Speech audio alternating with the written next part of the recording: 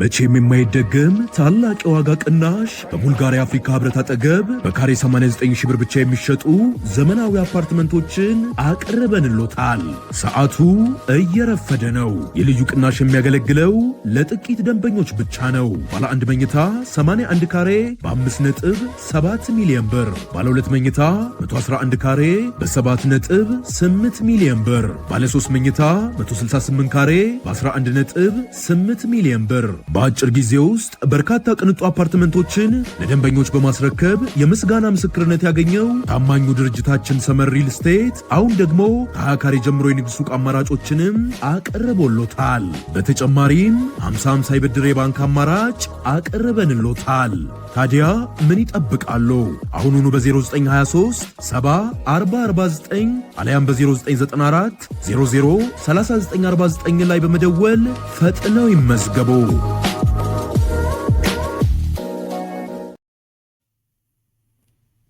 ድል በድል ሆነናል፣ መክተናል። የትርክት ለውጥ ተካሂዷል።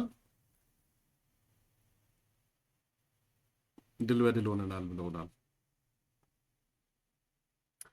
በሌላ በኩል ከህዝባችንና መከላከያ ጋር ነን የሚል ምላሽ የሰጡ አሉ። የግምገማ ለውጥ አድርጌያለሁ በይፋ ብለውናል ትልቁ ፖለቲከኛ። ይሄ ግምገማ ለውጥ ባይዘው ከባድ ነገር ነው። የግምገማ ለውጥ አድርጌያለሁ ያሉን ግዙፍ ፖለቲከኛ አሉ።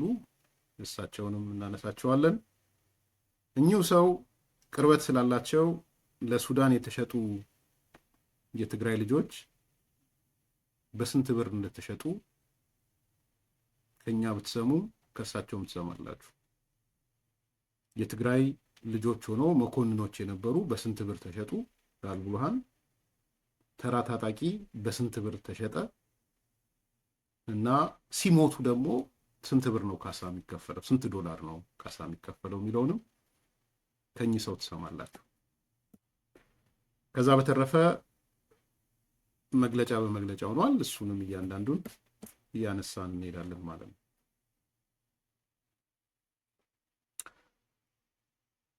ቁጥር 1 የትግራይ ራሱን የትግራይ መንግስት ያለው አካል የነደብረጽዮን ቡድን ካቢኔው ተሰብስቦ 2 መመሪያዎችን ዛሬ ወስኖ መግለጫ ወጥቷል። ዛሬ ጠቃሚ ስለመሰሉ እናነሳቸዋለን። ዛሬ ተሰበሰቡ። እንግዲህ ካቢኔ ማለት የነ ጀነራል ታደሰ ወረደን ካፈረሱ በኋላ መንግስት መስርተናል ካለ በኋላ የደብረጽዮን ካቢኔ ተመስርቷል። ያ ካቢኔ ተሰበሰብኩ ዝሎ ነው ዛሬ 2 መመሪያ ነው ያወጣው። አንደኛው መመሪያ የብሔራዊ ገቢ የማሰባሰብ ስራው ተጠናክሮ መቀጠል አለበት የሚል ይቋረጥ እንኳን አላሉ። በጣም የሚገርሙ ናቸው። ይሄን ህዝብ የት ደረጃ እንደሚወስዱት አላውቅም። ስለዚህ የጀመርነው የብሔራዊ ገቢ ይሄ ለመከተ ለሚባለው እነሱ ለህዋት ማለት ነው ማሰባሰቡን ተጠናክሮ መቀጠል አለበት ብሎ የመንግስት መመሪያ አድርገውታል። ኦፍ ኮርስ በመንግስት ነው ያጸደቁት። እንደምታውቁት እነ ዶክተር አብርሃም ነው የሚከታተሉት። አብርሃም ተከስተ የመጨረሻ ማፊያ ሌባ የአዲስ አበባን አጥንት ግጦ የሄደ ለፍርድ መቅረብ ያለ ባይዘዌ ዶክተር አብርሃም ሲመጣ ለፍርድ ሲቀርብ እኔ አዲስ አበባ ሄጄ ምስክርነት እሰጣለሁ ምስክርነት። እንደውም የአዲስ አበባ መግቢያ በር ይሆነኛል። ፍቀዱልኝ ፍርድ ቤቶች። ለውጡ መጥቶ እነዚህ ሰዎች በቁጥጥር ስር ከዋሉ ዶክተር አብርሃም ተከስተ ከተያዘ እኔ ምስክር ሆኜ ቆማለሁ ፍርድ ቤት አዲስ አበባ ሄጄ ጥሩኝ። አጥንቷን የጋጣት አዲስ አበባ ይዘ አጥንቷን እያየን ያለቀሱ ሰዎች አሉ በውሳኔዎቹ። ይሄን ያህል አዲስ አበባን ይጠሏታል ወይ እስክንል ድረስ ማለት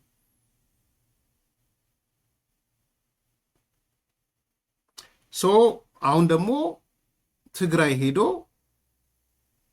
የትግራይ የህዝቡ የመከተ ገንዘብ ሰብሳቢ ነው ይሄ ሰው።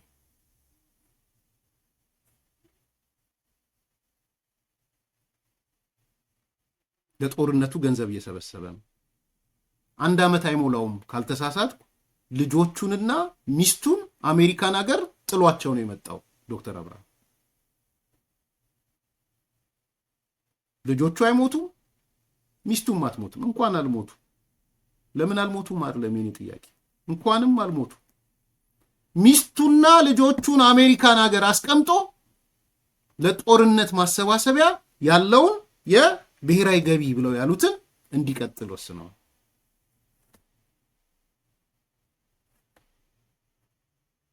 ይሄ ብሔራዊ ገቢ በደንብ አብራርተን 50 ገጹን ዶክመንት ቅድሚያ ያጋለጥ ነው እኛ ነን። አዲስ ኮምፓስ ነው፣ ውሸት ነው። ኤርሚያስ ያወራው ፕሮግራም ሁሉ ያው እነዚህ ቅድም ያልኳችሁ እነ ጭራቀረሽ ምናምን እነ አምባሳደር ፍስሐ አስገዶም የበላይ ጠባቂዎቹ ወጥተው ያልሆነ እንትን ቱሪናፋ ነው፣ የተሳሳተ መረጃ ነው፣ እኛ የትግራይ ህዝብ በዚህ ችግር ውስጥ ገንዘብ አንወስድም ምናምን አሉ። ግድ የለም ኃላፊነት ወስጄ 50ውን ገጽ አቀረብኩኝ። ትግርኛ ነው። ብዙ ደነገጡ። አንዳንድ ሚዲያዎች ጠይቀውኝም ሰጥቻቸዋለሁ። ባይዘው ከሌ ያላችሁ ዜና እንደሰሩበት አይቻሉ።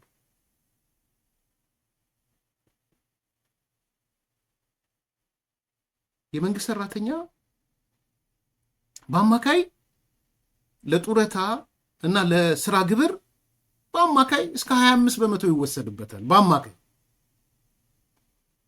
ከደሞዙ 25 በመቶን ጡረታን ጨምሮ ቤቱ ይዞ አይሄድም። 100 ብር ቢሆን 75 ብር ነው ይዞ የሚሄደው። 25 ብር የለው። 100 ብር እናስበው ሲምፕል ካልኩሌሽን እንዲሆን አቬሬጅ ነው ያልኩት 25% እንትን ፕሮሬት ስለሚያደርግ የስራ ግብር እንትን ትሬሾልዶች አሉት። ከዚህ በላይ 35 ከዚህ በላይ 25 ከዚህ በላይ 15 ምናምን ትሬሾልድ ስላለው እሱን ካልኩሌት ስታደርጉት ኦን ዲ አቬሬጅ ሰዎች 25 በመቶቸውን የስራ ግብር ነው። ደግሞ እውነተኛ ከፋይ ሰራተኛ ነው። በኢትዮጵያ እንትን ውስጥ ግብር ውስጥ እውነተኛና ትክክለኛ ከፋይ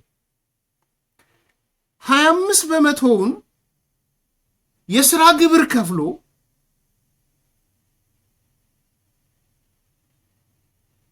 ከእንደገና 20 በመቶ ለጦርነቱ ክፈል ነው የተባለው። የነ ፈትለወርቅ የነ ደብረጽዮን መንግስት የተባለው አካል ተጨማሪ 20 በመቶ ትከፍላለን ያለው ከወር ደሞዙ በትንሹ 45 በመቶውን ወደ ቤቱ ይዞ አይሄድም ማለት ከመቶ ብር ውስጥ 55 ብር ነው ይዞ የሚሄደው ወደ ቤቱ።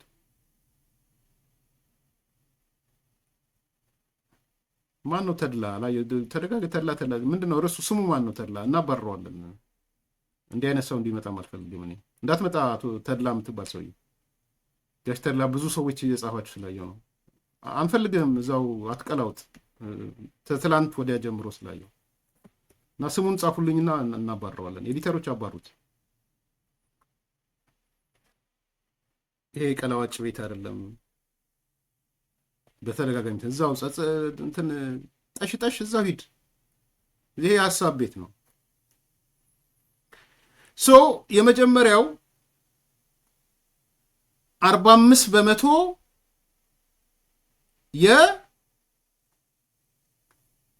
የደሞዙ ወደ ቤቱ ይዞ አይሄድም።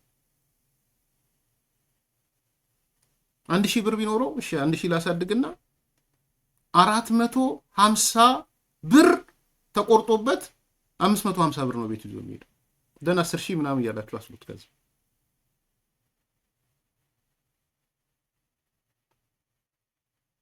ይሄ ተጠናክሮ እንዲቀጥል ነው ዛሬ መመሪያ የወጣው ትግራይ ላይ። የሰራተኛ ብቻ አይደለም፣ ለእያንዳንዱ ነግሬያቸዋለሁ። የምትጠጡት ውሃ ተጨማሪ ታክስ፣ የምትበሉት ምግብ ቤት ገብታችሁ የምትበሉት ተጨማሪ ታክስ። ምን የሚል ታክስ? የብሔራዊ ገቢ የሚል ታክስ ማለት ነው። ፌዴራል መንግስቱ ማዕቀው ታክስ ማለት ነው። የምትገዙት ነዳጅ ላይ፣ የምትገዙት ልብስ ላይ፣ የምትገዙት ሸቀጥ ላይ ተጨማሪ ታክስን የተጣለው። ያ ማለት በደሞዝህ አሁን አንድ የመንግስት ሰራተኛ ቢኖር 45 በመቶ ተጨምድዶ ይሄዳል፣ ተቆርጦበት ይሄዳል። ሆቴል ቤት ገብቶ ቢበላ ተጨማሪ 20 በመቶ ከሚበላው ምግብ ላይ ተጨማሪ ለዛ ይሄዳል። በውሃው ላይ ይጨመርበታል፣ በመብራቱ ላይ ይጨመርበታል። እሱንም ስላሰቡ በነገር የፌዴራል አገልግሎት ላይም ታክስ ጨምረዋል። እነዚህ ሰዎች እኮ የሚደንቁት የፌዴራል ሰራተኛ ሆኖ ትግራይ ከኖረም ይከፍላል። በነገራችን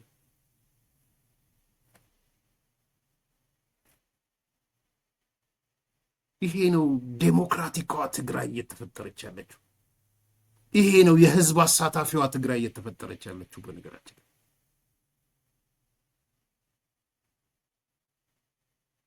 ስለዚህ እሱ ተጠናክሮ እንዲቀጥል ዛሬ መመሪያ ወጥተዋል፣ ወስነዋል። ዶክተር አብርሃም ሌላ የሚበለጽግበት የሚያድግበት ፓኬጅ አገኘ ማለት ነው። ብሔራዊ ገቢ ብሎ አንደኛው መመሪያ እሱ ነው። ይህ ህዝብ ታዲያ ቢጮህ ቢገላታው ቢል ጥሎ ቢወጣ ትግራይን ይገርማል እንዴ? ኤርትራ እኮ ተሻለች። ባይዘወይ የኤርትራ መንግስት ተሻለ።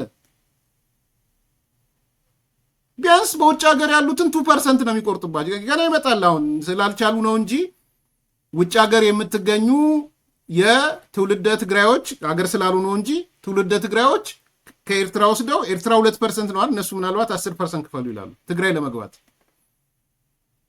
አይሉም። ኤርትራናይዜሽን ኦፍ ትግራይ ስላለ ይቀጥላሉ። አሁን ውጭ ያለውም ማግኘት ስላልቻሉ ነው። ተጋሩ የሚባል ወይም በትግራይ ክልል ያለን ሰው ሊያገኙት አልችሉም። ዘርበል ይላቸዋል እንጂ ነገ ከነገ ወዲያ ዲያስፖራውም ላይ የትግራይ ዲያስፖራ ላይ መጥተው ይጭኑበታል ታክስ።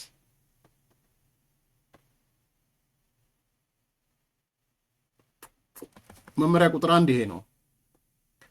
መመሪያ ቁጥር 2 እነ ደብረ ጽዮን የወሰኑት ዛሬ አስቂ ነው። ይሄ ደግሞ በተቃውሞ ከትግራይ ውጪ ነፍጥ ያነሳችሁ ኃይሎች በተለይ ከመጋቢት 2017 ጀምሮ በአስቸኳይ ወደ ትግራይ ተመልሳችሁ ያለምንም ችግር መደበኛ ህይወታችሁ እንድትመሩ ፈቅደናል፣ ይቅርታ አድርገንላችኋል እና ኢቭን ቀድሞ በነበራችሁበት ስራም እናሰማራችኋለን። ዝርዝሩን ከፈለጋችሁ ነገ ከነገ ወዲያ የሰላም ቢሮ ይተነትንላችኋል። መጋቢት 2017 ማለት 2017 የምታስታውሱት it is a turning point። በተለይ የትግራይ ብሔርተኛው ቲፒኤልኤፍን አልደግፍም፣ ቲዲኤፍ ግን የኔ የህይወቴ መሰረት መከላከያ፣ ነገ ኢትዮጵያን ስንቆጣጠርም መከላከያችን ቲዲኤፍ ነው ሲሉ የነበሩ ሰዎችን በቂጣቸው ዘጭ ያረገበት፣ በመቀመጫቸው ዘጭ ያረገበት ቀን ነው ባይዘው መጋቢት 2017። ከዛ ወዲያ ትንፍሽ ብለዋል። የኢትዮጵያ መከላከያ ቲዲኤፍ ነው የሚሆነው ብለው አያውቁ፣ ሊሉም አይችሉ። ብቸኛ መከላከያችን ህይወታችን እኛ ህወሓት ሳይሆን ቲዲኤፍ ነው ሲሉ የነበሩ ሰዎች እጃቸውን ሰብሰብ አድርገው ቢያንስ ተደብቀዋል፣ ጭንብል ለብሰዋል። ቢያንስ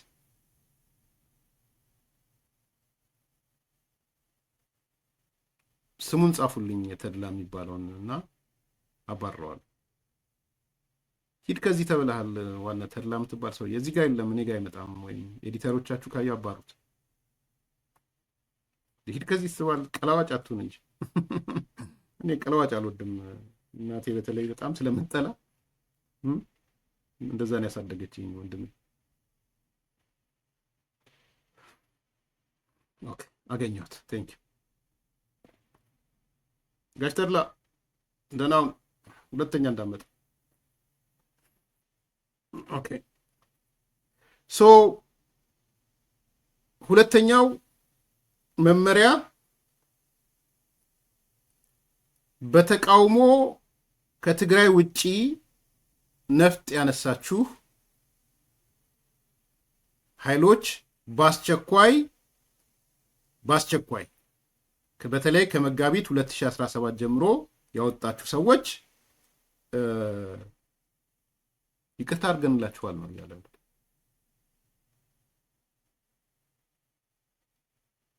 ማንን ነው ያሉት? ይሄንን ቲፒኤፍ የሚባለው ማለት ነው። እና አሁን ምን ማስወራት ጀመሩ? በነገራችን ላይ ቲፒኤፍ ጦርነቱን አልደግፍም ብሎ ቁጥሩ ቀላል ያልሆነ ቲፒኤፍ ወደ ትግራይ እየገባ ነው የሚል ዘመቻ ጀምረዋል። አሁን እንግዲህ 1 2 3 ራሳቸው ክሬት ያደረጉና የሆኑ ሰዎች ወይ 10 100 200 ከቲፒኤፍ የመጡ ብለው ሊያሳያችሁ ባይዘዌ አሁን የደረሱበት ደረጃ ምንም ማድረግ ስለሚችል እኛም እየነገርናቸው ካልሆነ አላቅም እንጂ ግን እየነገርናችሁ 200 300 ሰው የኢትዮጵያ መከላከያ ልብስ ያስለብሱና ከቲፒኤፍ ጠልጥለው የመጡ ብለው ገቡ ብለው ያሳያሉ። በጥሪያችን መሰረት በመመሪያችን መሰረት ብለው ይውልሲ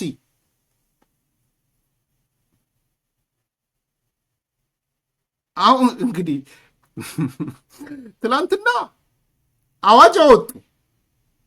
ምን የሚል አዋጅ? መከተን የሚቃወም እንትንን የሚቃወም ወደ ኋላ ሁሉ ሄደን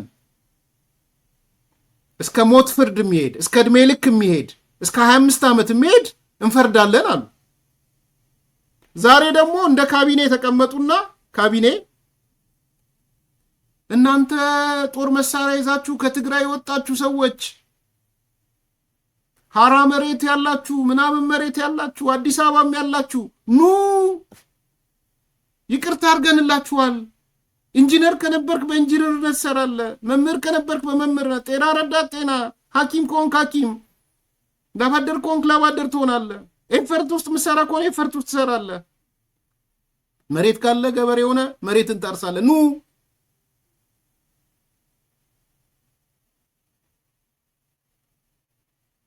አዋጁ የት ገባ? የምረት አዋጅ አወጡ ማለት ነው። ከዛ ምን ማስወራት ጀመሩ? አሁን ሚዲያዎቹ ዛሬ ነገ ታያቸዋላችሁ። የነዚህ የአዳዲስ ድመቶቹንም ሌሎቹንም ታያቸዋላችሁ። ኢቭን የአማራ ጽንፈኛውንም የሻቢያ ተላላኪዎቹንም ይውልሲ የሆነ ያህል ሚሊሻ አስለብሰው ወይ የኢትዮጵያ መከላከያ አስለብሰው ከሐራ መሬት ጥለው መጡ ወደ መቀሌ ሁሉ ሊሏችሁ ይችላሉ። ቢኮዝ አሁን ኢሚዲየትሊ ይሄንን መመሪያ እንዳወጡ ማውራት ጀመሩ። ይሄን መመሪያ እኮ ያወጣ ነው ፍላጎት ሰምተን ነው። ለካ በስተት ተሳስተው ወደ ሐራ መሬት የሄዱ ሰዎች አሉ፣ ወደ አዲስ አበባ ሄዱ አሉ። ይምጡልን እነሱ። ስለዚህ አንጠይቃችሁም። ለዚህ መልስ ሰጥቷል የሐራ መሬት ሰዎች። በጣም ኢምፖርታንት ስለሆነ ነው ማነሳው። ቲፒኤፍ የሚባለው ትግራይ ፒስ ፎርስ መልስ ሰጥቷል።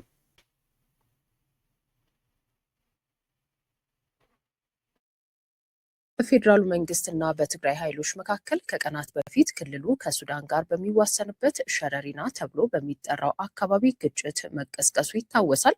በሁለቱ ወገኖች መካከል ሊኖር የሚችለው ግጭት በርካታ የሀገር ውስጥና የውጭ የፖለቲካ ኃይሎች ፍላጎት የሚስተናገድበት በመሆኑ ቀጠናዊ መልክ ሊይዝ እንደሚችል ዓለም አቀፍ የግጭት ጥናት የሚያካሂዱ ተቋማት በተደጋጋሚ ሲያስጠነቅቁ ቆይተዋል። የእያንዳንዱ የፖለቲካ ኃይል ውግንና ለማን ሊሆን ይችላል የሚለው ጉዳይ መነጋገሪያ ሆኖ የተስተዋለ ሲሆን የውግንናው ጉዳይ መነጋገሪያ ከሆኑት የፖለቲካ ኃይሎች መካከል ከትግራይ ኃይሎች የተገነጠለውና የትግራይ ሰላም ኃይል በመባል የሚጠራው ኃይል አንዱ ነው። ይኸው ኃይል ግን በህወሓትና በፌዴራል መንግስቱ መካከል ያለው ውጥረት እየተካረረ በመጣበትና ግጭቶች በተከሰቱበት በአሁኑ ወቅት የትግራይ ሰላም ኃይል ከህወሓት ጋር ተመልሶ የመሰለፍ አቋም እንደሌለውና አቋሙ ከህዝቡ እንዲሁም ከፌዴራል መንግስቱ ጋር መሆኑን አስታውቋል።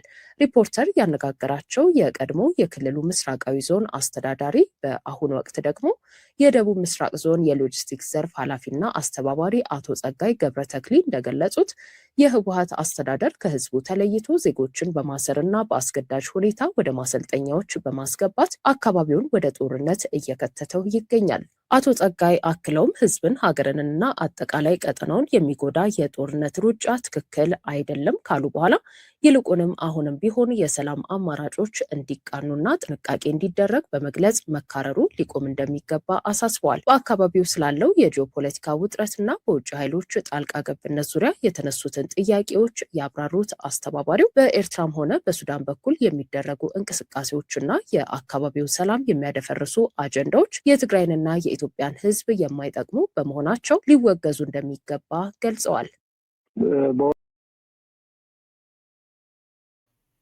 ይሄ የትግራይ ሰላም ኃይል ወኪል አመራር ነው። በፊት የህወሓት በነበረ ሰዓት የዞን አመራር የነበረ ማለት ነው። የሚወራውን ነገር ሰምተውታል። ይሄ ሪፖርተር ነው። እናመሰግናለን ለዚህ ዘገባ፣ ፌር ዘገባ ስለሆነ። እነዚህ ሰዎች ኢሚዲየትሊ መመሪያ ከማውጣታቸው በፊት አወሩ። ገብቶናል፣ ለካ ፌዴራል መንግስቱ ነው የሚተነኩሰው እንዲህ የሚያደርገው፣ አሁን ገባን ምናምን፣ የተሳሳተ መንገድ ነው ያለነው ለካ ብለው ማስወራት ጀመሩ በሚዲያዎቻቸው ማለት ነው። ከዛ አሁን መመሪያ ወጣን ብለው መመሪያ ይዘው መጡ። ከዛ ምን ጀመሩ?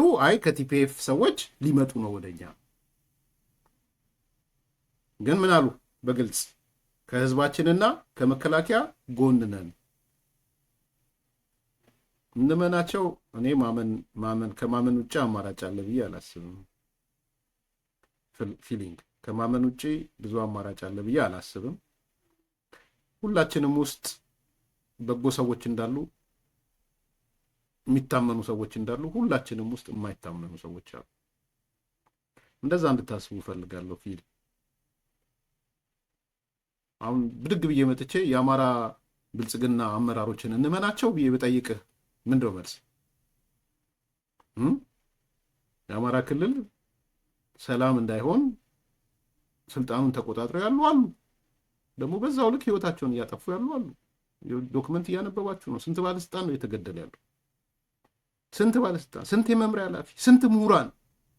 ቢቢሲ ላይ የወጣው ሪፖርት አይታችኋል። አንዳንዶች እንደ ትልቅ ነገር ፋኖ የፈጠረው እኮ ችግር ነው። ወደዛ ተመለሳለሁ። በቢቢሲ ሪፖርት ላይ ኤክስፐርቶች እኮ እንዳይኖሩ አማራ ክልል እየተደረገ ነው። ኤክስፐርት ዲግሪ ይዞ ኤክስፐርት ባለስልጣን ኃላፊ ትሆናለህ፣ እነሱ ይገደላሉ። አማራ ክልል የሚያስገድለው ማን ነው? ስለዚህ እዛም ብትሄድ የአማራ ብልጽግና ውስጥ ከፍተኛ አመራርን ብትለው መካከለኛ እንመናቸው ወይ የሚል ጥያቄ ባነሳ ተመሳሳይ ነው። የኦሮሞ ብልጽግና እንመናቸው? ዛሬ የተወራውን ነገር ለኦሮሞ ጽንፈኛው ዲያስፖራ እያሻገሩ የሚልኩ ማዕት አይደለ እንዲ ያሉት ማዕት እያሻገሩ፣ ያውም አንዳንዱን ዲስቶርት እያደረጉ ምን እያደረጉ ህዝቡን በሚያስቆጣ መልኩ። ዛሬ ኦቤን ከወደቀበት ቀና ለማለት የሞክረው ይሄው ሀገራዊ ምክክሩ ይሄን ተነጋገረ እያለ ዶክመንት ሲያወጣር ነው የሚውለው። እጃችን ላይ የገባ መረጃ የአማራ ክልል የጠየቃቸው 9 ጥያቄዎች 8 ጥያቄዎች እያለ አይደል ማነው ኦኤምኤን የሚያወጣው? እንትና እንኳን ህይወት ዘራኮ ማነው ስሙ የኦኤምኤን ስራ አስኪያጁ ማነው ደጀኑ ሚስጥር ወጣ አማራ ክልል ይሄን ጠየቀ እያለ ሰው እንመናቸው? ዜር አር ፒፕል እዛ ውስጥም ከኦነግ ሸኔ ጋር የሚሰሩ አሉ፣ ከውጭ ሀገር ካለ ኦሮሞ ጽንፈኞች ጋር የሚሰሩ አሉ። ሶ ኤቭሪዌር የጠራ ነገር የለም። ሶ ኢትስ ኖት ስፔሲፊክ ቱ የኔን አስተያየት ነው እየነገርኩ ያለሁት። አንዱ ታማኝ አንዱ ኢታማኝ የሚሆንበት ነገር የለም በፖለቲካ ውስጥ። በነገራችን ላይ ራስህን ነው እያጠራህ የምትሄደው በአመለካከት በአስተሳሰብ ማለት ነው። በዛ ብዙ ሲነገር ስለምሰማ ነው። በነገራችን ላይ እነ ጌታቸው ስሙኝ፣ እነ ጻድቃንም እኔ ፖዘቲቭ ነገር ስለማስብ አዲስ አበባ ያሉ የትግራይ ወጣቶችንም በጥርጣሬ የሚመለከቷቸው ሰዎች አሉ። ጌታቸው ፕሊስ ስማ፣ ይሄን ሄዶ መጨረሻ ላይ አንተንም እንዳይጠራጠሩ ምፈራው ሰዎች አሉ። እነ ጻድቃን ስሩበት፣ ይሄን ነገር ትረስት ዴቨሎፕ እንዲሆን አርጉ። ወንጀለኞች ካሉ አጋልጧቸው። ተልኮ ይዞ የመጣ ህወሓትዬ ወይም ሞት ብሎ አዲስ አበባ የመጣ ካለ አጋልጡት። ህወሓትዬ ወይም ሞት ያሉ ለህወሓት ተልኮ ዝግጁ ሆነው የመጡ የአዲስ አበባ ላይ አሉ እየተባለ እኔ እሰማለሁ፣ ሩቆኜ እሰማለሁ።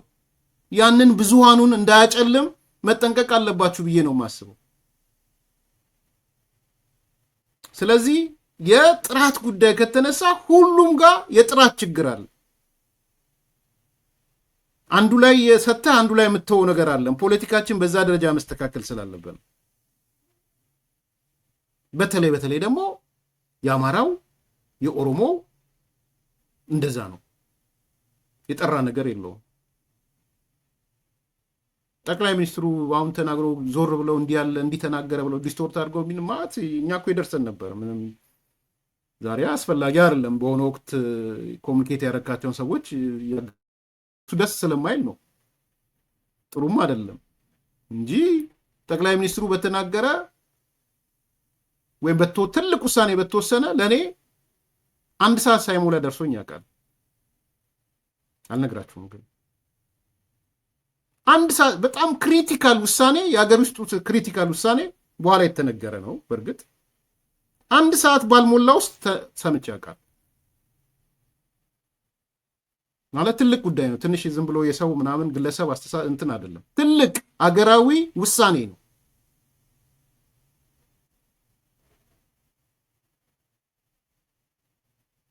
ስለዚህ አሁን እነዛ ሰዎች በወቅቱ ስላመኑኝ ይሆናል፣ መሳሪያ ሊያደርጉኝ ፈልገው ይሆናል፣ አላቅም። ወይም የነበርኩበት ፕላትፎርም ይሆናል። ስለዚህ የእንትን ጉዳይ የዚህ የጥርጣሬ ጉዳይ እንግዲህ የላችሁም። በዛ አሁን በገለጽኩት መልኩ ተመልከቱት። ጥረቱ እየጨመረ ነው ያለው። አሁን የህወሓት ጸረ ሰላም ኃይሉ ከህዝቡ እንደሁሉ ሁላችን እንደምናውቀው ጥሎ እንደፈለገ እያደረገ እያፈታ እያፈተ ወደ መሰልጠኛ እያስገባ አሁንም ወደ ጦርነት እየተራራቀ ነው ያለው። ሁሉም ነገር ያለው አቅሙ ሁሉም ይዞ ወደ ግንባሩ እየተሰበሰበ ያለው። ስለዚህ ይህንን ደግሞ ለህዝብ ኢትዮጵያ ወደ ትግራይ አጠቃላይ በቀጠናውም ጠቃሚ አይደለም። ግን ደግሞ በአንድ እጅ ማንጨብጨብ ስለማይቻል ሰፊ ጥንቃቄ የሚያስፈልገው ነው። በጣም ሰፊ ጥንቃቄ የሚያስፈልገው ነው። አሁንም ወደ ልባቸው እንዲመለሱ ነው የምንመክረው። ትክክል አይደለም። ከህዝብም ተነጥለ፣ ከመንግስትም ተነጥለ፣ ከዓለምም ተነጥለ የሚደረግ የጦርነት ሩጫ አይገባንም። ስለዚህ ከጦርነት ደግሞ እንደምናውቀው ውድመት ነው። ሰላም የለም፣ ልማት የለም፣ ሁሉም ነገር ሰውም የለም። ስለዚህ ይሄ ጥሩ አይደለምና በዚህ መልኩ ነው ያለው። ካልሆነ ደግሞ ህዝብ ለማዳን ብለን የሚደረግ ይኖራል ማለት ነው። ጥምዶ ምናምን እያሉ የሚሰሩት ስራ ነው ያለው። ከኤርትራም የቆየ የሰላም ብጥብጥ አብሮ እየሰሩ ነው ያሉት። ከፋኖም ከሱዳንም አርሚ 7 እና አርሚ 13 አሁንም ጨምረዋል ባለፈው በሸረሪና ላይ። ስለዚህ ለኤርትራም ይሄ ነገር ጥሩ አይደለም፣ ለሱዳንም ጥሩ አይደለም። አቅማቸው ሙሉ ይገባሉ ብለን አናስብም። ጫና ሊኖር ይችላል። በተለይ የሱዳን ህዝብ ደግሞ ሱዳን ህዝብ የኢትዮጵያ ህዝብ ዝምድናው እንደምናውቀው ነው። ስለዚህ አይኑ ጨፍኖ ይገባል ብለን አናምንም። ከማማማቁና አንዳንድ ነገር ከመስራት ባለፈ ማለት ነው። ስለዚህ ያ ሁላ ሴራ የህወሓት ሴራ ነው። ኢሳያስ የሻዕቢያ ልክ ነው። አሁን ሁሉም ነገር ወደ ትግራይ ጦርነቱ ትግራይ እንዲሆን ይፈልጋል። በተለይ ደግሞ ከትግራይ ደግሞ ደቡባዊ ዞንና ወደ ወሎ አካባቢ ርቆ ከሱ ቀጠና ርቆ እንዲሆን ይፈልጋል። ይሄ ደግሞ ለማሰራመስ የእሱ እቅድም አጀንዳም ነው። ስለዚህ የኢሳያስ አጀንዳ ነው እያራመዱት ያሉትና ይሄ ደግሞ ለነሱም አይጠቅምም፣ ለህዝብም አይጠቅምም። ጦርነቱ ከተጀመረ አይታወቅም ምን እንደሚሆን ማለት ነው። በተለይ ደግሞ በጅለው ጭራሽ የህዝብ ተቀባይነትም የለውም፣ የሰራዊቱም እጁ ጋር አይደለም ያለው። ስለዚህ አሁንም ኢሳያስ የኤርትራ መንግስትን ይሄ ነገር በደንብ ማየት አለበት። ምን እየሰራ ነው ያለውት ማለት ያስፈልገዋል። ጦርነት ከተጀመረ እንግዲህ እስካሁን የነገረን ነገር ይሄ ሰው የቲፒኤፍ ወይም የትግራይ ሰላም ኃይል ውስጥ ያለ ሰው ነው። አሁን ማጠቃለያውን አሰማችኋለሁ። ምንድን ነው እያለን ያለው? ሻዕቢያ ነው የሚፈልገው። ሱዳኖችም ብዙ ከኢትዮጵያ ኢንተረስት አንጻር ይህንን ፍላጎቱ ብዙ የላቸውም። ነገር ግን እነሱም አሉ። በዋናነት ግን ሻዕቢያ ወይም የኢሳያስ መንግስት በዚህ ደረጃ ለመምጣት እያሰበ መሆኑን የገለጸበት ነው። ትልቁ ጦርነቱም ከሆነ ከሻቢያ ተመንዝሮ የሚወጣ ጦርነት ነው የሚለው ይሄ አይ ቲንክ በአብዛኛው መግባባት ላይ የደረስን ይመስለኛል። አሁን መጨረሻውን እንድትሰሙት ነው ፈልገው ለትግራይ ለነ ደብረጽዮን የተሰጠ መልስ ማለት ነው። እነ ደብረጽዮን ዛሬ ምን ብለው ወጡ? መመሪያ ይዘው ወጡ። ምን መመሪያ? ከ2017 መጋቢት ጀምሮ ክልሉን ጥላችሁ የወጣችሁ ትጥቅ ይዛችሁ የወጣችሁ ሰዎች ሐራ መሬትም ይሁን ሌላ ቦታ ያላችሁ ኑ ተመለሱ፣ ናችሁ ምረት ሰጥተናል፣ ወደ ነበራችሁበት ስራ ትመለሳላችሁ ብለው መግለጫ ወጡ። ለሱ መግለጫ የሚሆን መልስ ነው እየሰማን ያለ ነው። እና ብዙ የተነዛ ወሬ ስለነበረ ሄደዋል፣ እየገቡ ነው፣ ጦርነቱን ተቃውመዋል ምናምን የሚል ስላለ ከሱ ጋር እያይዘው ነው መልስ እየሰጡ ያሉት። እንዳልኳችሁ ግን እኔ አላየሁም። ግን ነገ ከነጎዲያ 200 ይሁን 100 የኢትዮጵያ መከላከያን ዩኒፎርም አስለብሰው ከሐራ መሬት የተመለሱ ይቅርታ የጠየቁ እያሉ ዜና የሚሰራሉ ነው እያልኳችሁ ያለው። አትጠራጠሩ። በዚህ ምንም ነገር ከማድረግ ቲፒኤልኤፍ ከዚህ በኋላ ወደ ኋላ አይልም። ምንም ከባድ ውድመት ነው የሚከተለው፣ መጨረሻውም አይታወቅም ያሉት አቶ ጸጋይ የፌዴራል መንግስት ሰላምንና ልማትን የማስከበር አቋሙ ደግፈው እንደሚሰሩና ከጸረ ሰላም ኃይሎች ጋር እንደማይቆሙ አስምረውበታል። ግጭቱ ከተካረረ ይኸው ኃይል ከህወሓት ጎን መሰለፉ አይቀሬ ነው በሚል ለሚቀርበው መከራከሪያ ተከታዩ ምላሽ ሰጥተዋል። የኛ አቋም ህዝቡ ጋር ነው እንጂ አይደለም የምንቆመው። ምክራችን እየሰጠን ነው ያለ ነው። አሁኑ የኤርትራ አጀንዳ አናራምም። የህወሓት የሚባል ጉዳይ ደግሞ አቤታዊ ጉዳይ ነው። ህዝብ ጸሎት እንፈልጋለን። አብረን የመሰረትነው ሀገር ነው ሀገራችን። ስለዚህ እኛ ከሀገራችንና ከህዝባችን ነው የምንቆመው እንጂ ከጸረ ሰላም ኃይል እንዴት እንቆማለን? አይሆንም። ይሄ እኮ እኛ መጀመር ነው። ሰላም ኃይሉ ትግራይ ላይ ሰላም ያለውት ማለት ያስፈልገዋል። ጦርነት ከተጀመረ ከባድ ውድመት ነው የሚከተለው፣ መጨረሻውም አይታወቅም ያሉት አቶ ጸጋይ የፌዴራል መንግስት ሰላምንና ልማትን የማስከበር አቋሙን ደግፈው እንደሚሰሩና ከጸረ ሰላም ኃይሎች ጋር እንደማይቆሙ አስምረውበታል። ግጭቱ ከተካረረ ይኸው ኃይል ከህወሓት ጎን መሰለፉ አይቀሬ ነው በሚል ለሚቀርበው መከራከሪያም ተከታዩ ምላሽ ሰጥተዋል። የኛ አቋም ህዝቡ ጋር ነው ከውጅሌ አይደለም የምንቆመው። ምክራችን እየሰጠን ነው ያለ ነው። አሁኑ የኤርትራ አጀንዳ አናራምድም። የህወሓት የሚባል ጉጅሌ ደግሞ አሌታዊ ጉጅሌ ነው። ጸረ ህዝብ ነው። ጸረ እንፈልጋለን። አብረን የመሰረትነው ሀገር ነው ሀገራችን ነው። ስለዚህ እኛ ከሀገራችንና ከህዝባችን ነው የምንቆመው እንጂ ከጸረ ሰላም ኃይል እንዴት እንቆማለን? አይሆንም። ይሄ እኮ እኛ ነው የጀመርነው። የሰላም ኃይሉ ትግራይ ላይ ሰላም ያስፈልጋል፣ ልማት ያስፈልጋል።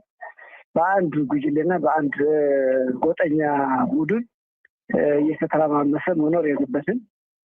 በመጨረሻም የትግራይ ሰላም ኃይል የራሱን የትግል መስመር ይዞ እንደሚቀጥልና ለክልሉና ሀገሪቱ ሰላም ሲባል የፌዴራል መንግስት የሰላም አቋሙ ጎን እንደሚቆም እንዲሁም የሰላም በሮች ሙሉ በሙሉ አልተዘጉም በሚል ተስፋ ሰላማዊ መፍትሄውን እንደሚደግፍ አስታውቋል። በፌዴራሉ መንግስትና በህወሓት መካከል የተፈጠረው ውጥረት ከመቼውም ጊዜ በላይ የተካረረ ሲሆን በሁለቱም ወገኖች በኩል ያለው መካሰስም እንደቀጠለ ነው።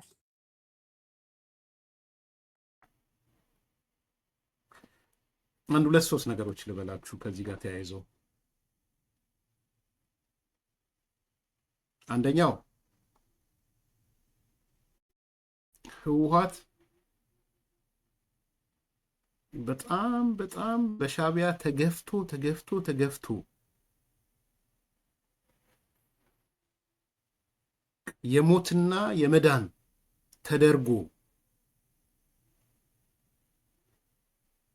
ሂድና ቲፒኤፍን ውጋ ቀድመ ካልተባለ በስተቀር ቲፒኤፍን አይውጋም። እኔ የደረስኩበት ደረጃ ነው። የተለያየ አመለካከት ሰዎች ሊኖራቸው ይችላል።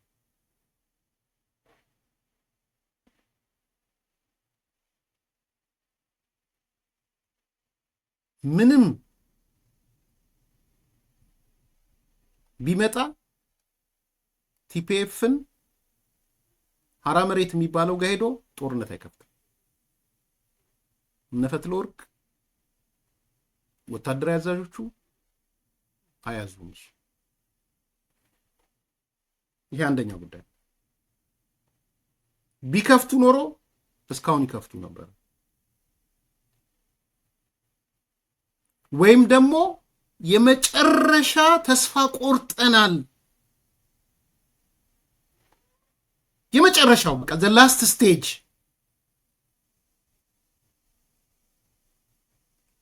ለእኔ እነ ደብረ ጽዮን እነ ሞንጆሪኖ እነ መዲድ ቲፒኤፍ ላይ ጦርነት ከከፈቱ የመጨረሻ ተስፋ ቆርጠዋል ማለት ነው። ሌቭላቸውን ነው የሚያሳየኝ።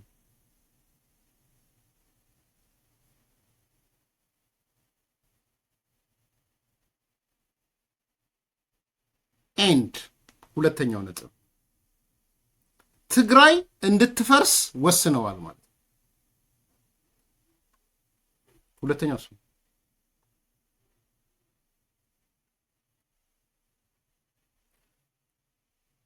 ቲፒኤፍ ላይ ሀራ መሬት ላይ ያለውን እነ ደብረ ጽዮን ጦርነት ከፍተውበት ትግራይ እንደ ሀገር አትቀጥልም፣ ውህድ ሆና አትቀጥልም። በሆነ ወታደራዊ ነገር ሊያስተሳስሯቸው ይችለው ይሆናል በግድ። በፍጹም ግን ትግራይ እንደ አገር ሆና በተለይ ህልማቸው ታላቋ ትግራይ የሚባሉ ዋታቨር አይቀጥልም። ምን ላይ? ቲፒኤፍ ላይ ሀራ መሬት ላይ ጦርነት ከፍተው ከገደሏቸው ወይ ከሞቱ።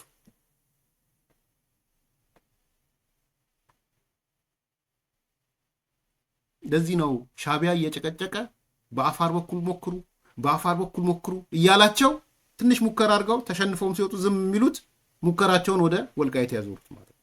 ወደ ምዕራብ ትግራይ ወደሚሉት ያዞሩት። በምንም ተአምር ቲፒኤፍ ላይ ጦርነት አይከፍቱም አንለስ ተስፋ ካልቆረጡ በስተቀር የመጨረሻው ስቴጅ ነው ብሎ ካላሰቡ በስተቀር።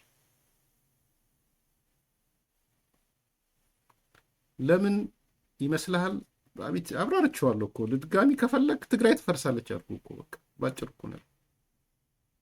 ቲፒኤፍ ላይ ጦርነት የተከፈተ ጊዜ ማህበረሰባዊ መፍረስ ይመጣል።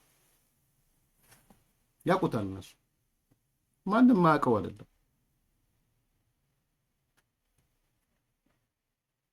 የራያ ልጆች ቲፒኤፍ ነው ያሉት። እንግዲህ ንገረኝ ካልከኝ አውራጃውን ሰሜን፣ ምዕራብ፣ ደቡብ የሚለው ስለሚምታታብኝ ይሄን ጌታቸው ረዳ ሰፈር ሰዎች፣ የነጻድቃን ሰፈር ሰዎች፣ የመቀሌ ሰፈር ሰዎች፣ የእንደርታ ምናምን የሚባሉ ሰዎች ቲፒኤፍ ጋር ነው ልባቸውም። ኢቭን ትግራይ ቢኖሩ እንኳን አሁን ልባቸው ቲፒኤፍ ጋር ነው። በደንብ ጠንቅቀው ያውቃሉ።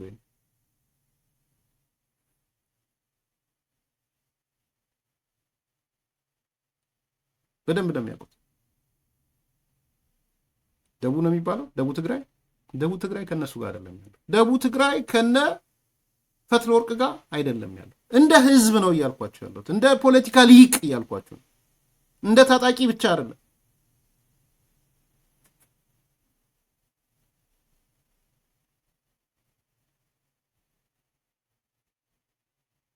ስለዚህ ከሻቢያ ጋር ያለው ፍትጊያ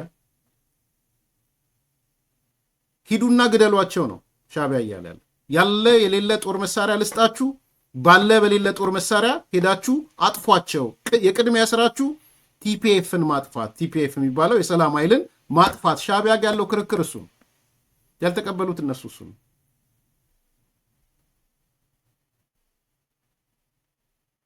የማይቆም ማህበረሰባዊ ጥላቻ ይመጣል። የማይቆም ልንገራችሁ፣ አውራጃዊነት ይመጣል። የገነገነ አሁንም አለ፣ የገነገነ ያውም በግድያ የተሳሰረ አውራጃዊነት ነው ይመጣል።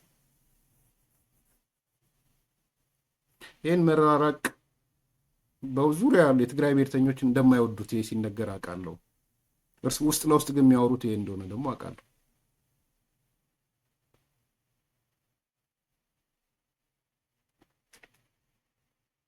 ኤርትራም ትፈርሳለች ከ5 ዓመት 10 ዓመት በኋላ። በዚህ ከቀጠለች ትግራይ ደግሞ ቲፒኤፍ ጋር ከሄደች ማህበረሰባዊ ቅራኔ ይመጣና ትፈርሳለች። ስማ አብዱ፣ ሶ እነዚህ ነገሮች አይ ዶንት ቲንክ ጦርነት ለዚህ ነው አሁን ህወሓትም የመለማመጥ ያህል እባካችሁ ጦር መሳሪያችሁን ተውና ኑ ግድ የለም እኛ ምንም እንኳን አዋጅ ብናወጣም ከመጋቢት 2017 ጀምሮ ጥሎ የሄደን አካል ባንዳ ነው ብንልም እንዲህ ነው ብንልም እናንተን ግን ባንዳነታችሁን ሰርዘናል፣ ኑና ተቀላቀሉን፣ ኑና እንዲበሉን የሚል መግለጫ ያወጣው ከነሱ ጋር ጦርነት መክፈት አይፈልግም። ከመከላከያ ጋር ጦርነት ቢከፍት ይመርጣል። ከአማራ ኃይሎች ጋር ጦርነት ቢከፍት ይመርጣል። ተከዜዘው ወዘተ ወዘተ ከሚባለው ጋር ይሄ ሁለተኛው ነገር ነው። ሶስተኛው የትግራይ መከላከያ ኃይል ያወጣው ነው። ዛሬም መከላከያ የሚባለው ደግሞ ቲዲኤፍ ደግሞ መግለጫ ወጥቷል እና ቲዲኤፍ እንደሚለው ድል በድል ሆነናል፣ መክተን መልሰናል፣ ለዳግምም ተዘጋጅተናል ነው ደግሞ ያለው። አሁን ገልበጥ አሉና ትላንትና ተቀጠቀጥን፣ ተደበደብን፣ መቶ መታን፣ እንዲያረገን ያሉትን ገለበጡትና ድል በድል ሆነናል አሉ። ጀግናው የትግራይ መከላከያ ሰራዊት ቲዲኤፍ የሚለውን ይዘውት መጡ። መክቶ ለሚቀጥለው ነገር ተዘጋጅተዋል ብለው ይዘው መጡ። ደግሞ ዛሬ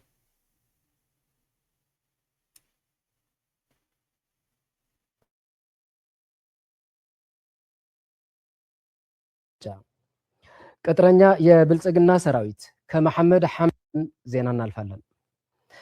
ከትግራይ መከላከያ ኃይል የተሰጠ መግለጫ። ቅጥረኛ የብልጽግና ሰራዊት ከመሐመድ ሐምዳን ዳጋሎ አርኤስኤፍ ታጣቂዎችና ከተለያዩ አካባቢዎች የሰበሰባቸውን ሚሊሾችና ታጣቂዎችን ይዞ በሐምሌ 25 2018 ዓ.ም በምዕራብ ትግራይ ሸረሪን አቅጣጫ በሰራዊታችን ላይ መጠነ ሰፊ ጥቃት መክፈቱ በትግራይ መንግስት መግለጫ መሰጠቱ ይታወሳል። በቦታው ላይ የነበረውን ሰራዊታችን በቅጥረኛው የብልጽግና ሰራዊት የተከፈተበትን ጥቃቶች በተአምራዊ ጀግንነትና ጽናት ተዋግቶ በመመከት በቅጥረኛው ሰራዊትና በሸሪኮች ላይ ከባድ ኪሳራ በማድረስ በሺዎች የሚቆጠሩ ሙትና ቁስለኞች በማድረግ ከሕሞራ እስከ ጎንደር ባሉ የጤና ተቋማት በቁስለኞች የተጨናነቁበት ሁኔታ ተፈጥሯል። አሁንም በዛ አካባቢ የሚገኘውን ሰራዊታችን የተለመደውን የድልና የጀግንነት ታሪክ በመፈጸም ለቀጣይ ተልእኮ የበለጠ ድል ለማስመዝገብና ለማረጋገጥ ቁመናውንና አቀማመጡን አስተካክሎ ዝግጁ ሆኖ ይገኛል። በጄኖሳይዳዊ የብልጽግና ስርዓት በኩል የገጠመውን ያልገመተውና ያልጠበቀውን ሽንፈት ለመሸፈን የተለያዩ የሐሰትና ማደናገሪያ ወሬዎች በመንዛት ሁሉም የፕሮፓጋንዳ ስልቶች ተጠቅሞ ከሽንፈት ውጭ ድል አስመዝግቦ የማያውቀውን ሰራዊቱ ሞራል ለመጠገንና ለኢትዮጵያ ህዝብና ዓለም አቀፉ ማህበረሰብ ለማደናገር እየጣረ ይገኛል። ከመጀመሪያው ጀምሮ ሞራሉ የተሰበረውን ሰራዊቱ በዚህ የሐሰት ድል ሊጠግነው እንደማይችል እውን እየሆነ ነው። ይህ በእንዲህ እያለ ጄኖሳይዳዊ የብልጽግና ስርዓት ከመጀመሪያ ጀምሮ የትግራይ ህዝብን ለማጥፋት ያቀደውን እቅድ ስላልተሳካለት አሁንም ሙሉ ሰራዊቱንና የጦር መሳሪያዎችን በማጓጓዝ በሁሉም የትግራይ አዋሳኝ አካባቢዎች አስፍሯቸው ይገኛል። ስለሆነም ዳግም ጄኖሳይድ ለመጀመር በሚያስችል ዝግጁነት ላይ እንዳለ በየአካባቢው በመሬት ላይ እየታዩ ያሉ ምልክቶች ማረጋገጫ እውነታዎች ናቸው። አሁንም ቢሆን የጄኖሳይዳውን የብልጽግና ስርዓት ዓላማና እቅድ እንደባለፈው በህዝባችንና በሰራዊታችን የተባበረ ክንድ መክተን እንዳከሸፍነው ሁሉ አሁንም ወደ አውዳሚውና ደም አፋሳሽ ጦርነት ለመግባት እየተንደረደረ ያለው የብልጽግናው ጄኖሳይደር ስርዓት ዓላማውን ለማምከን መላው ህዝባችንና ሰራዊታችን በከፍተኛ ሞራልና ዝግጁነት እንዳለ ብቻ ሳይሆን እንደተለመደው ጦረኛውና ጄኖሳይደሩ የአብይ ስርዓት በጀግንነትና በጽናት በመደምሰስ የሁሉም ደመኛ ጠላቶቻችን ፍላጎት አምክኖ ህልውናውን እንደሚያረጋግጥ ለወዳጅም ለጠላትም ለማሳወቅ እንወዳለን። እምቢ ለብሔራዊ እልቂት፣ ክብርና ሞገስ ለጀግኖች ሰማዕታት። የትግራይ መከላከያ ኃይል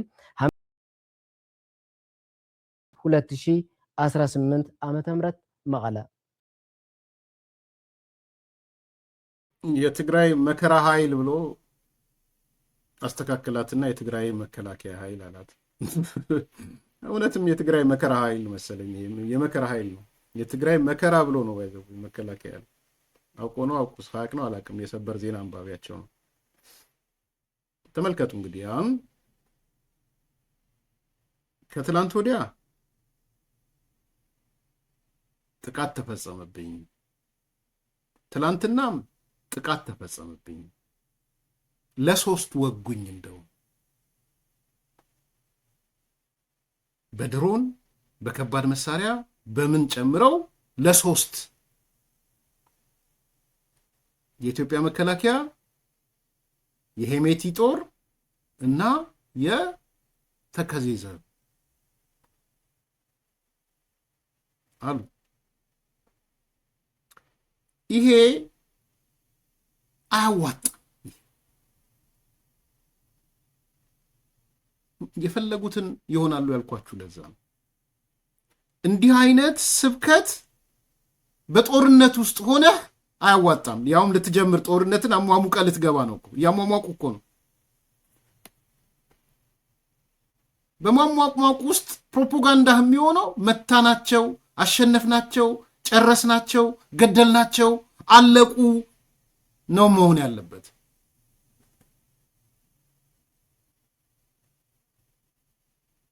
ደንግጠው ነው ኢሚዲየትሊ። ምክንያቱም የታጣቂውን ያሰማራቱትን ታጣቂ ሞራል ይሰብራል፣ የደጋፊዎቻቸው ሞራል ይሰብራል። ጦርነቱን የማንችለው ደረጃ ነው የሚል ነገር ይፈጠራል። ተፈጠረም ደግሞ እንዳዩት ረጎራው ምናምን ሲሉ የነበሩት ታስታውሳላችሁ። እዚህ ሀገር ያሉ የነሱ ዋና አጫፋሪዎች ብራቮ ደብረጽዮን እንዲሆነ ጾታ የነሱ የሴትና የወንድ ጀግና የተለየ ይመስል ደብረጽዮን እንዲሆነ እየተባለ አሁን ገና እየተባለ ስለታችን ሰመረ እስኪባል የጦርነት ጀግኖች መጡ ሲባል ነበርና ልክ እቺ ስትከሰት ቅጽበታዊ በሆነ መልኩ ነው የተመቱት። ምዕራብ እዝ ከባድ ስራ እንደሰራ ሰምቻለሁ። ደነገጡና ተጠቃም ለ3 ያው አሁን ለኢትዮጵያ መከላከያ መስጠት አልፈለጉም ብቻውን። አረ ሄሜቲም አለበት፣ አረ ኮሎኔል ደመቀ ዘውዱም አሉበት፣ አረ መከላከያም አለበት ብለው ለ3 ገደሉኝ። እቺ ስለ መቀየር ስለነበረባት ዛሬ መጡ። ከባድ ኪሳራ አደረስንበት። በሺዎች ገደልን፣ በሺዎች ቁስለኛ አረግን። ከዚህ በኋላም እንዳትጠራጠሩ ቁመናችን የበለጠ ተጠናክሮ በተጠናከረ ቁመና ላይ ነው ያለነው። ይልቁንስ የኢትዮጵያ መከላከያ ከሽንፈት ውጭ አያውቅም። የኢትዮጵያ መከላከያ ሞራሉ የተሰበረ ነው። ከሽንፈት ውጭ ማቅ ሆነ ሞራሉ የተሰበረ ከሆነ ምን ነው አትሞክሩት? ምን ነው በመግለጫ ላይ መግለጫ፣ በመግለጫ ላይ መግለጫ፣ በመግለጫ ላይ መግለጫ።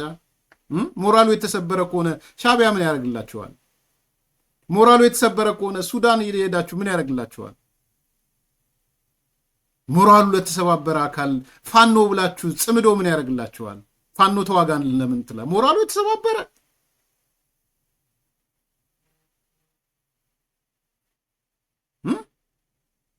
ሞራል ተሰባበረ መውጋት የማይችል ሁሌም ተሸናፊ ከሆነ እንዴት ቆማችሁ ቀራችሁ እናንተ?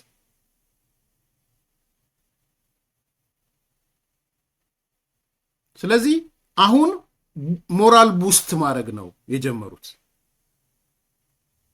ከዛም ድጋፍ ለማሰባሰብ ማለት ነው። ይሄ ነው የነዚህ ሰዎች ስራ እና በዚህ ደረጃ ነው ያለው። ዛሬ ትንሽ ሰዓት ሰስታችሁ እንድትሰሙት የፈለኩት አቶ ገብሩ አስራት የግምገማ ለውጥ ማድረጋቸውን ከዚህ በፊትም ተናግረዋል። ኖት ኦንሊ ዛት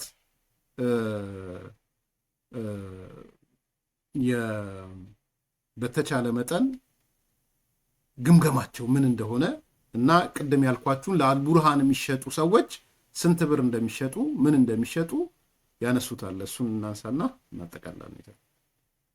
ነገር ከፖለቲካ አንጻር ነው መታየት ያለበት ይመስለኝ። ከፖለቲካና ከዲፕሎማሲያዊ አንጻር እነዚህ ህዝብ ግጭት ውስጥ የገቡት ኃይሎች የየራሳቸው ፍላጎትና ህልም አላቸው። የራሳቸው ፍላጎትና ህልም አላቸው። ይሳካል ወይ አይሳካም አላውቅም። ለምሳሌ ግብጾች ሁሉ ጊዜ እንደሚነገረው የአባይን ተፋሰስ መቆጣጠር ይፈልጋሉ። አሁንም ለአመታት ለመቶዎች ዓመታት ሲያደርጉት የቆየ ነው። ቀይ ባህርን ኢትዮጵያን ሳያስገቡ ሊቆጣጠሩ ይፈልጋሉ። ስለዚህ እነዚህ የውሃ አካላቶችን ሊቆጣጠሩ ይፈልጋሉ። ስለዚህ ይሄን ለማድረግ ደግሞ በዚህ ተቀናቃኝ ይሆነናል ብለው ከግሮም ያስቀመጡት በዚህ ተፋሰስን ከፍተኛ ሚና ያለው ማለት ውሃውን ከ80% በላይ የሚቆጣጠረው ኢትዮጵያን ማደከምና ማፍረስ የሚል ህልምና ፍላጎት አላቸው ጥቅማቸውን ለማስጠበቅ። ይሄ አያቆሙትም፣ ይቀጥላል። ወደፊት እንዲሆን የሚቀጥል ይመስለኛል። በኃይል ካልተገታ ወይ ደግሞ በከፍተኛ ዲፕሎማሲ ካልተገታ በስተቀር የሚቀጥል ይሆናል። ሱዳኖች ቀላል ነው የነሱ ጥያቄ። የስልጣን ሽኩቻ አላቸው። ይሄ የስልጣን ሽኩቻ አንድ ወገን አይሎ ለመቆጣጠር ይፈልጋል።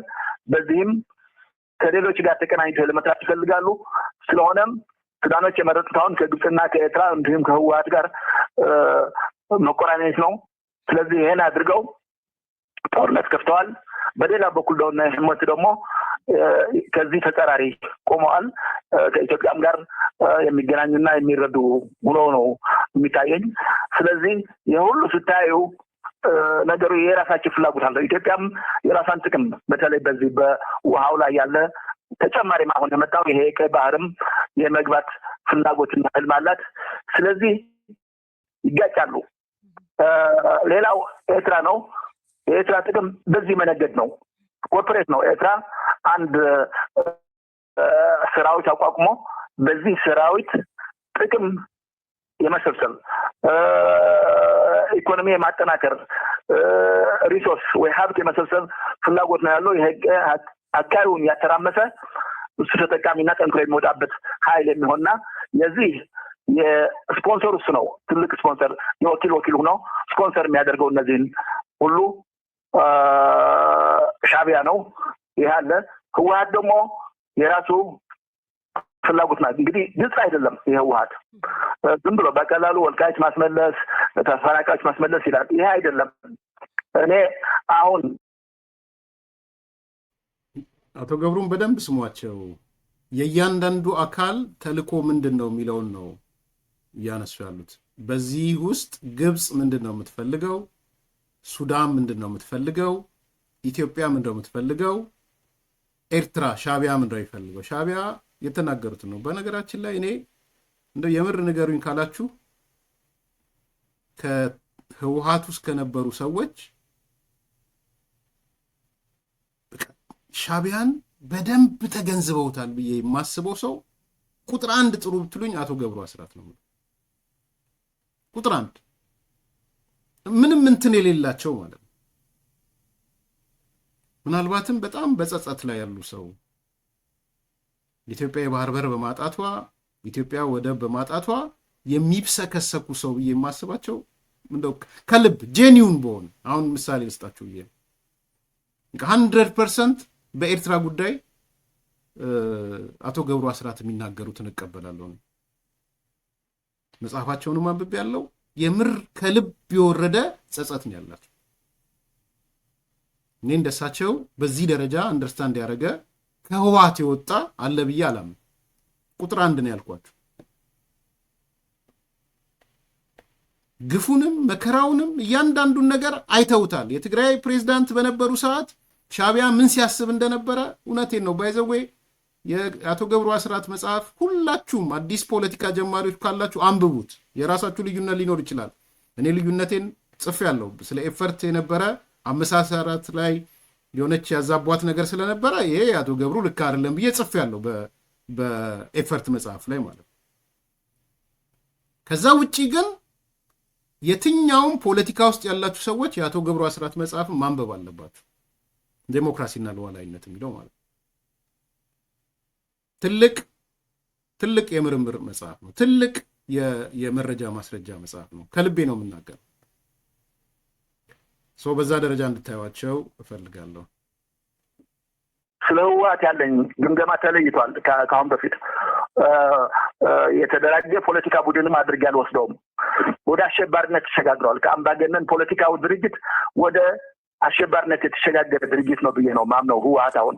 ስለዚህ በዚህ አካባቢ ብጥብጥ ፈጥሮ እነዚህ የጦር አበጋዞች ሀብት የሚያካብቱበት፣ ገንዘብ የሚሰበስቡበት፣ በሰው የሚነግዱበት በግልጽ እየታያለ። ሱዳን ውስጥ ንግድ ነው አሁን ለህወሓት ለሻዕቢያ ንግድ ነው። ሰራዊት የላኩ ገንዘብ ይቀበላሉ። እንግዲህ በግልጽ እንደተነገረው መኮንኖች 600 ነው 500 እስከ $600 ይከፈላቸዋል። ተራ ወታደሮች $300 ይከፈላቸዋል። የሞተ ካለ 6,000 ይከፈለዋል ካሳ ማለት ነው። ስለዚህ በዚህ በሰው ንግድ ገብተዋል። በቅጥረኝነት ገብተው ነው እየተዋጓሉ እንጂ ዓላማ የላቸውም። ለህዝብ የሚሆን ዓላማ የላቸውም እና ይሄን ግባቸውን ሀብት የማካበት ግባቸውን ለማሳካት እዚህ አካባቢ ብጥብጥ እንዲኖርና በዚህ ንግድ እንዲገብተው እንዲጠቀሙ ነው እየፈለጋሉ። በእርግጥ ይህን ለማድረግ ቅድም እንዳልኩሽ የአዲስ አበባ መንግስት ሲፈርስ አካባቢው ትርምስ ሲፈጠርና እንደ ዘመነ መሳፍንት እነሱ ነጋዴዎቹ ነው የሚወጡበት፣ ጠንክረው የሚወጡበት እንጂ የሀገር ዓላማ የላቸውም። የህዝብ ዓላማ የላቸውም። የልማት ዓላማ የላቸውም። የሰላም ዓላማ የላቸውም። ይሄ ነው ያለው። ስለዚህ ተወሳስቧል ይሄ ነገር ማለት ነው። እናመሰግናለን አቶ ገብሩ። እንትኖቹን ሚሊቴሪዎቹን አላነሳቸውም። እነ ጀነራል ጻድቃን እነ ጀነራል ዮሐንስ እነሱን አላነሳቸውም። ፖለቲከኞች ነው ያነሳሁት እና አቶ ገብሩ ፖለቲከኛ ናቸው። የክልሉ ፕሬዚዳንት ነበሩ። ምናልባት ለኢትዮጵያ ፖለቲካ አዲስ ለሆናችሁ ሰዎች ለረጅም ዓመታት የትግራይ ክልል ፕሬዚዳንት ነበሩ፣ ስራ አስፈጻሚ ነበሩ የህወሓት። አቶ ገብሩ ተለይተው የወጡት በኢትዮ ኤርትራ ጦርነት ወቅት ከጦርነቱ በኋላ ግምገማ እንገምግም ተብሎ በግምገማው ላይ እነሱ የሉዓላዊነትና ምናምን ነው አሉ እና አቶ መለስ ደግሞ የውስጥ መበስበስ ነው፣ ገዢ መደብ ተፈጥሯል፣ ቦናፓርቲዝም ነው ብለው በዚህ ተለያይተው እሳቸው ወጥተው ከበርካታ ሰዎች ጋር አረና የሚባል ፓርቲ አደራጅተው ሊቀመንበር ነበሩ። እሳቸውና ማናት ወይዘሮ አረጋሽን ጨምሮ በኋላ በተከታታይ ሌሎቹ ራሳቸውን ሲደብቁ ከፖለቲካው እናቶ ተወልደ ምናምን የሚባሉ ሌሎቹ ለዓለም ሰገድ ምናምን የሚባሉ ሌሎቹ በሙሉ ራሳቸውን ሲደብቁ፣ አንዳንዶቹም ግል ብልጽግናቸው ውስጥ ሲገቡ የተለያየ ነገር። አቶ ገብሩ አስራት ግን ቀጥ ብለው ስርዓቱን በማጋለጥ የሰሩት ስራ የምሬን ነው የምለው ታሪካዊ ስራ ነው። ግን ቲፒኤልኤፍ በጣም ተንኮለኛ ስለሆነ በጣም አደገኛ መርዘኛ ስለሆነ ያኔ የበላይነት ስለነበረው አይ ገብሩ እኮ የተቃወመን በአንድ ወገን እኮ አማራ ስለሆነ ነው እንደዚህ አይነት ጽሁፍ እንደተጻፈባቸው ታውቃላችሁ። ቲፒኤልኤፍ ውስጥ የውይይት አጀንዳ እሱ እንደነበረ ታውቃላችሁ። ይታወቃል። እሱ እኮ በአንድ ወገኑ የትምክት ጫካ ባለቤት ነው። እኔ እንግዲህ አይዶን ነው በአባታቸውም በእናታቸው ብቻ አማራ ናቸው መሰለኝ ማህበራዊ ማንነታቸው። ባይዘዌ ልክ እንደዛ ስቶ የምትፈረጀው በሱ ነው። ልክ ዘር ይቆጠራል። ስትሞት ነው ጀግና የሚያደርጉ እንጂ እንደ አማራው ጽንፈኛ በነበርክ ሰዓት የዘር ሐረግ ይጎተታል። ሳረንም ተመሳሳይ ነው ያሉት። ሳረ እኔ ኢትዮጵያ ነኝ የኢትዮጵያ ወታደር ነኝ ከእናንተ ጋር መቀሌና ሲሉት አልመጣም አላቸው። አንዳንድ ጀነራሎች ለቀው ሲሄዱ ምን ሲሄዱ አልመጣም አላቸው ሳረ። ይሄ እውነተኛ ታሪክ ነው የምነግራችሁ። አልመጣም፣ እኔ ኢትዮጵያዊ ነኝ፣ ኢትዮጵያዊ ወታደር ነኝ፣ ብሔር ፖለቲካ አይመለከተኝም አላቸው ሳረ። ሲሰድቡት ከረሙ። ሲሰድቡት ሳረ እኮ በዚህ ወገኑ እኮ እንዲህ ስለሆነ ነው ድሮም እናውቃለን። ጠቅላላ አጠፉት። ያ ለትግራይ ታገለ ለምናምን የሚለውን አጠፉና ጀነራል ሳረ ማለት በዚህ ዘሩ ምክንያት ነው። ከዛስ ሳረ ሲገደል ገዳይ ጀግና፣ ገዳይ ሟች ጀግና፣ ሟች ጀግና። ይሄኛው የአማራ ጽንፈኛው ገዳይንም ሟችንም እኩል ጀግና ያደርጋል። እነዛ ደግሞ ከግድያ በኋላ ጀግና ያደርጋል። ይሄ ነው የሆነው። በነገራችን ላይ ገብሩ አስራት ጋርም አቶ ገብሩም እንዳይደመጥ ስለፈለጉ የትምክተኛ ጫካ ነው እሱ የያዘው። ትምክተኛ ነው ገብሩ። አንደኛ በሌብነት እንዳይከሷቸው አቶ ገብሩ ባዶ ቤዛ ቤት በባስ ሁሉ ነው የሚሄዱት። የምሰማው በታክሲ ከትግራይ ክልል ፕሬዚዳንትነት ተነስተ በታክሲ መሄድ ቀላል ነገር አይደለም። እንትኑ ኮሚትመንቱ ሲያዩዋቸው ምንም ነገር የላቸውም። ሌጣ ድሃ ናቸው አቶ ገብሩ፣ እንደወረደ ናቸው። በምን ይክሰሷቸው? በሙስና ነው የተከሰሱት እነስዬ ምናምን። እነ ገብሩ መክሰስ አልቻሉ። ወይ መግደል ነው ያለባቸው። ስለዚህ በግላጭ ወጥተው በተለይ የሻዕቢያ መንግስትን ተንኮሉን ህወሓት እንዴት ሽፍት እንዳረገ ፕሮኤሪትሪያዎቹ እንዴት እንዳሸነፉ ፕሮኤሪትሪያ ስንል የኤርትራ ብሔርተኝነት ኢሳያስ ማለት ነው። የስብሃት ነጋ በጣም የቆየ ጠንካራ አቋም ያላቸው አቶ ገብሩ አስራት እኔ አቶ ገብሩ እንዲሸጣቸው ፈልጌ አይደለም። እውነታው ግን እሱ ነው። ሰው ዛሬ ምን አሉን? የግምገማ ለውጥ አድርጌያለሁ አሉ አቶ ገብሩ። የግምገማ ለውጥ ነው ያደረኩት። ትላንትና ቲፒኤልኤፍ ማለት አምባገነን ይመስለኝ ነበረ። ግምገማዬንም ስለ አምባገነን ነበረ ማውራው። አሁን ግን ግምገማዬ ብትጠይቁኝ ስለ ሽብርተኝነት ቲፒኤልኤፍ ሽብርተኛ ሆኗል። ደስ ብሎኛል ወደኔ ስለመጡ። ስለዚህ ትሪት የምናደርገው ከዚህ በኋላ ቲፒኤልኤፍን በሽብርተኛ ማዕቀፍ ነው ትሪት የምናደርገው። ከዛስ ከሽብርተኝነት አልፎ ሰው መሸጥ ጀምሯል። አዲስ ኮምፓስ ነግሯቸዋል። እንዴት ሰው እንደሚሸጥ በስንት ዋጋ እንደሚሸጥ ነግሯል። ዛሬ አቶ ገብሩ ቅርብ ናቸው። ምን አሉ? ለትግራይ መኮንኖች ለሚባሉ እንግዲህ 100 አለቃ፣ ሻለቃ፣ ኮሎኔል ምናምን ለሚባሉ ስንት አሉ? ከ500 እስከ $600 ሱዳን ትሰጥ አልቡርሃን ይሰጣቸዋል። ለተራ ወታደር $300 ለሞቱት ለሱዳን ሲዋጉ ለሞቱት $6000 ካሳ። የትግራይ ሰው እየተሸጠ ያለው በዚህ መልኩ ነው። ይሄንኑ ይዘው ነው ለነ ዘመነ በነገራችን ላይ አሁን መቀሌ ነው ያሉት እነ ዘመነ ይሄን እኮ ነው የምታገኙት ብለው እያባበሏቸው ነው። አሁን የአማራ ታጣቂውን ብትሄድ እኮ ወደ ሱዳን $500 ታገኛለህ፣ አመራሩን $300 ታገኛለህ። ስለዚህ አሁን ከአማራውም እየመለመሉ ነው ያሉት ወደ ሳዋ አስገብተው ከሳዋ ወደ ሱዳን ለመላክ ማለት። ዛሬ አሁን አልቡርሃን መተማመኛው የትግራይ ታጣቂዎችና የነገ ከነገ ወዲያ ደግሞ የፋኖ ታጣቂዎች ነው ይሆናል። ኢሳያስ ቀንሷል። አይልክም ኢሳያስ የላካቸውንም ሰዎች የትግራይ ዩኒፎርም ነው ያለበሳቸው የህወሓት። ከዛ ውጪ ግን አይልክም ሰራዊቱን ኢሳያስ አይልክም፣ መልሷቸዋል። ህወሓት ግን በ600 በ$500 ይሸጣል፣ በ$300 ይሸጣል። ሲሞቱ ደግሞ $6000 ይቀበላል። ከዛው 6000ም ለዛ ሰው አይደርስም። በነገራችን በዚህ መልኩ ደረጃ ያለው ኃይሎች መሆናቸውን እንድታዩ ነው ፈልገው። ይሄ ትልቅ ነገር ይመስለኛል። አይ ቲንክ በደም የሚያነጋግር ብዙ የሚያነጋግር ጉዳይ ነው። ከጊዜ አንጻር እዚህ ላይ አቆማለሁ። ላይክ አርጉ፣ ሰብስክራይብ አርጉ፣ ሼር አርጉ። ጥያቄ አስተያየት ካላችሁ ላኩልን። በአዲስ ኮምፓስ @gmail.com ላይ ላኩልን፣ እንነጋገራለን። መልካም ቀን፣ መልካም ምሽት። መቼም የማይደገም ታላቅ የዋጋ ቅናሽ በቡልጋሪያ አፍሪካ ህብረት አጠገብ በካሬ 89,000 ብር ብቻ የሚሸጡ ዘመናዊ አፓርትመንቶችን አቅርበንሎታል። ሰዓቱ እየረፈደ ነው። የልዩ ቅናሽ የሚያገለግለው ለጥቂት ደንበኞች ብቻ ነው። ባለ 1 መኝታ 81 ካሬ በ5.7 ሚሊዮን ብር፣ ባለ 2 መኝታ 111 ካሬ በ7.8 ሚሊዮን ብር፣ ባለ 3 መኝታ 168 ካሬ በ11.8 ሚሊዮን ብር። በአጭር ጊዜ ውስጥ በርካታ ቅንጡ አፓርትመንቶችን ለደንበኞች በማስረከብ የምስጋና ምስክርነት ያገኘው ታማኙ ድርጅታችን ሰመር ሪል ስቴት አሁን ደግሞ ከ20 ካሬ ጀምሮ የንግድ ሱቅ አማራጮችንም አቅርቦሎታል። በተጨማሪም 50/50 የብድር የባንክ አማራጭ አቅርበንሎታል። ታዲያ ምን ይጠብቃሉ?